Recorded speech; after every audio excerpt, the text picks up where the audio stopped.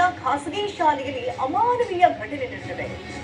ಗೌರಿಬಿದನೂರಿನ ವಿದ್ಯಾನಿಧಿ ಖಾಸಗಿ ಶಾಲೆಯಲ್ಲಿ ನಡೆದಿರುವಂತಹ ಘಟನೆ ಇದು. ವಿದ್ಯಾರ್ಥಿಯನ್ನ ಕ್ಯಾಬಿನ್ಗೆ ಕರೆದು 4 ಶಿಕ್ಷಕರು ಥಳಿಸಿದ್ದಾರೆ. ಶಿಕ್ಷಕಿ ವನಜಾಕ್ಷಿ, ದೇವರಾಜ್ ಸೇರಿದಂತೆ 4 ವಿರುದ್ಧ ಆರೋಪ ಕೇಳಿಬಂದಿದೆ.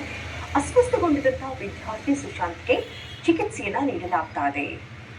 ಸ್ನೇಹಿತನ ಪುಸ್ತಕ ಹರಿದಿದ್ದರಿಂದಾಗಿ ಆತನನ್ನ ಕ್ಯಾಬಿನ್ಗೆ ಕರೆಸಿ 4 ಶಿಕ್ಷಕರು ಥಳಿಸಿದ್ದಾರೆ ಎನ್ನುವಂತಹ ಆರೋಪ.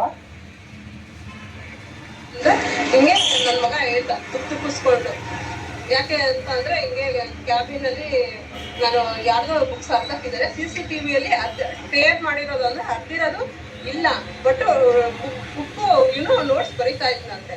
ಅದು ಯಾವ ರೀತಿ ಆಯ್ತು ಅಂತ ಗೊತ್ತಿಲ್ಲ, ನಾನು CCTV ನೋಡಿಲ್ಲ. ಏನಾಯ್ತು ಅಂತ ಪರಿಶೀಲಿಸ್ತೀವಿ. ನಾನು ಬರೋಷ್ಟೊತ್ತಿಗೆ ಹಾಸ್ಪಿಟಲಲ್ಲಿ ಅಡ್ಮಿಟ್ ಮಾಡಿದ್ರು. ಸೊ ಇವಾಗ ಎಂಟ್ಲೇ ಇದ್ದಾನಂತೆ. ನಾನು ಸ್ವಲ್ಪ ಅವನು ಫುಲ್ಲು ಬ್ರೀತಿಂಗ್ ಡಿಫಿಕಲ್ಟಿ ಆಗಿ ಆಗಿದ್ದಾನೆ. ಟೀಚರ್ಸ್ ಹೊಡೆದ್ರು ಅಂತ ಹೇಳ್ತಾ ಇದ್ದಾನೆ.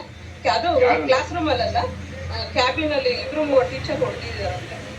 ಏನಕ್ಕೆ ಅಂತ ಅಂದ್ರೆ ಹಿಂಗೆ ನನ್ನ ಮಗ ಹೇಳ್ದ ತುಪ್ಪಿಸ್ಕೊಂಡು, ಯಾಕೆ ಅಂತ ಅಂದ್ರೆ ಹಿಂಗೆ ಕ್ಯಾಬಿನ್ ಅಲ್ಲಿ ನಾನು ಯಾರ್ದೋ ಬುಕ್ಸ್ ಅರ್ಧಾಕಿದ್ದಾರೆ. CCTVಯಲ್ಲಿ ಟೇರ್ ಮಾಡಿರೋದು ಅಂದ್ರೆ ಹರಿದಿರೋದು ಇಲ್ಲ, ಬಟ್ ಬುಕ್ ನೋಟ್ಸ್ ಬರೀತಾ ಇದ್ನ. ಕೊಲೆ ಕೇಸ್ನಲ್ಲಿ ಜೈಲು ಪಾಲಾದ